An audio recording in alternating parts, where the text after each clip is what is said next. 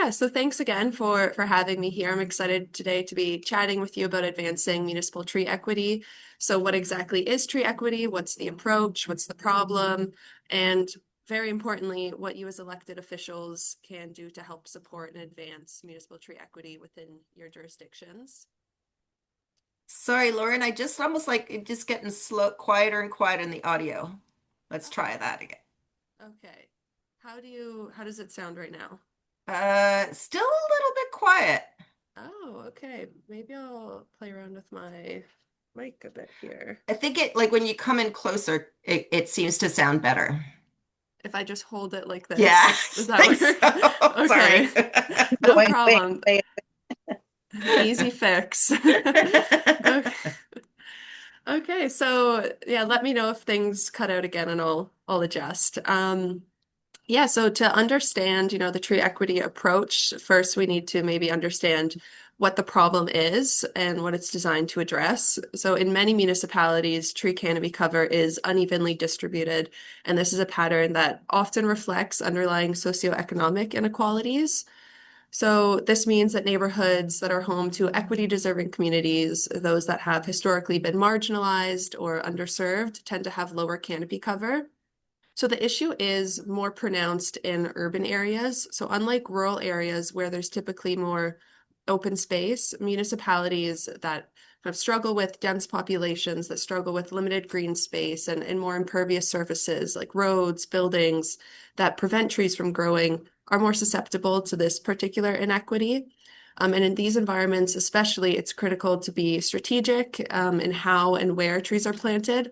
That's not to say that this approach isn't applicable to rural communities. I know there are some rural, you represent some rural municipalities, but the approach is still applicable. You just might find that the issue is not as pronounced in your community. And there are a few reasons for this uneven distribution. One being that there's often limited municipal funding dedicated to tree planting and maintenance. And this means that resources are not being spread equally across different areas within the municipality simply because there just aren't those resources to go around. Second, there is a lack of comprehensive tree canopy planning. So without a clear strategic approach, urban areas are sort of failing to prioritize tree coverage in neighborhoods that need it most and would benefit from it most.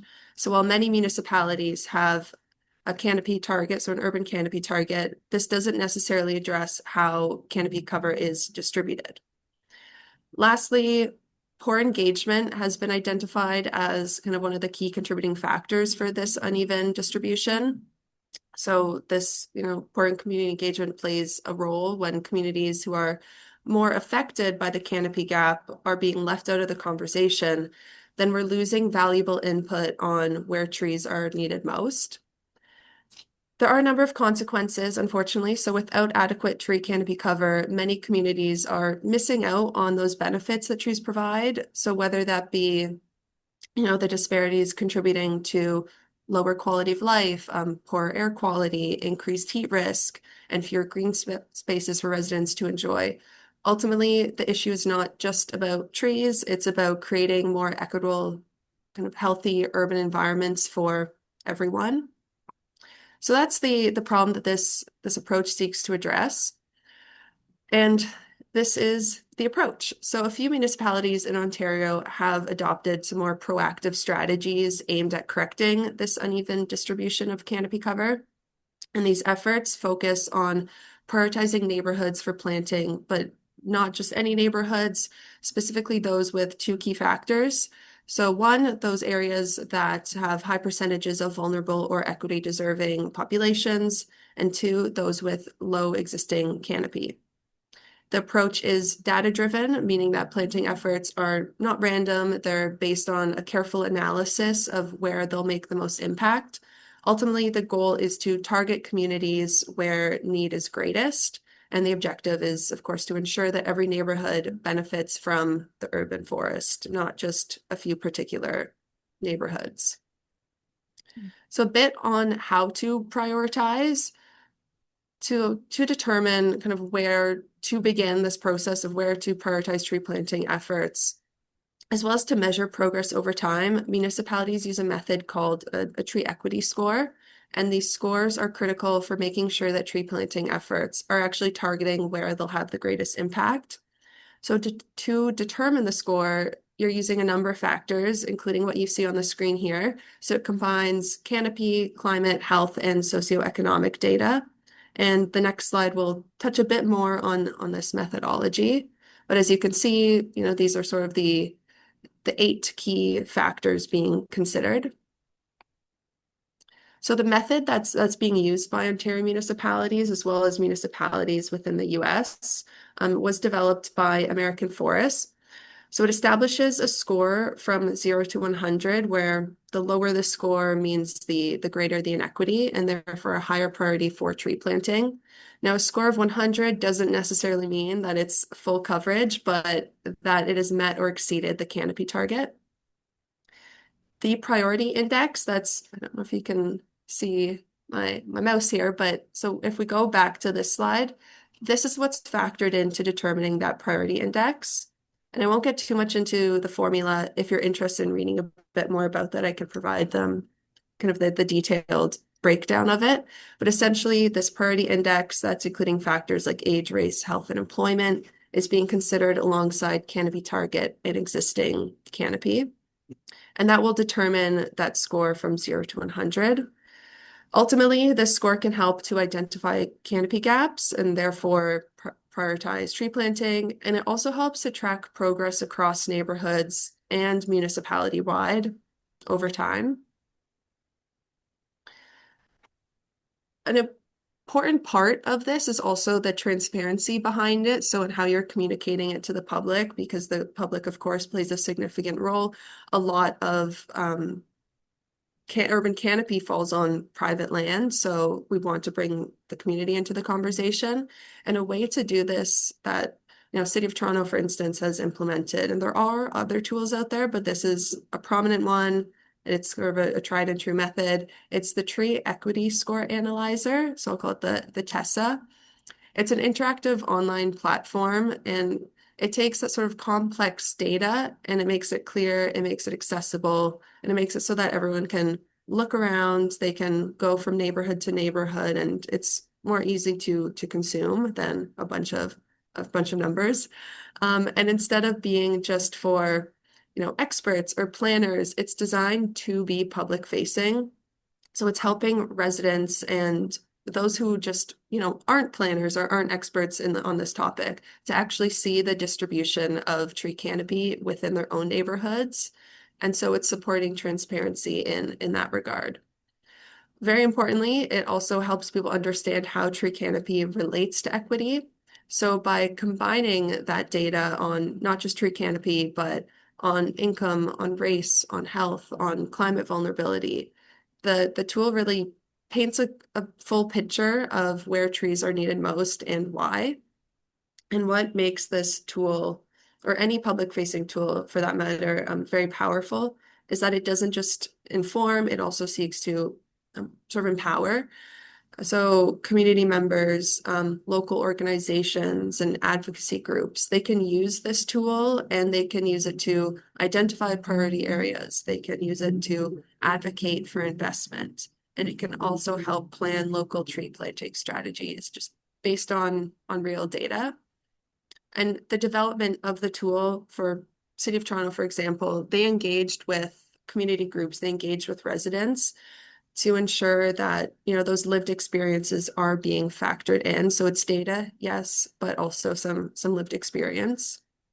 Ultimately, the tool is a great way for sort of bridging the gap between data and action.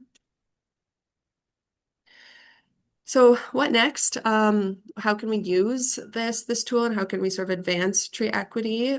So creating a more equitable urban forest, it requires leadership, and elected officials, of course, play a critical role in moving this work forward.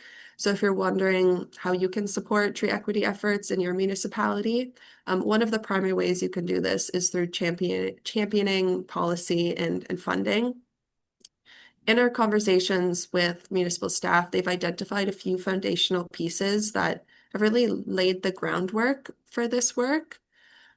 typically beginning with a council-approved tree canopy target within the official plan, and this just helps to set that long-term direction, and it supports positioning tree canopy as a municipal priority.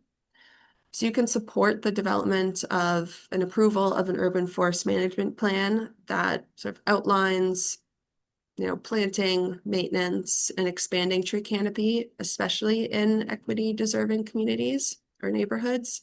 If your municipality is developing or updating an urban forest management plan, you can bring tree equity into the conversation because, as I mentioned earlier, one of those contributing factors that's been identified by staff as kind of a factor to uneven distribution has been that lack of a strategic approach. So an approach that factors equity into tree planting, prioritization. So essentially embedding equity into these plans and policies, it has a significant impact, and it really turns equity considerations into standard practice, or it has that ability to do so.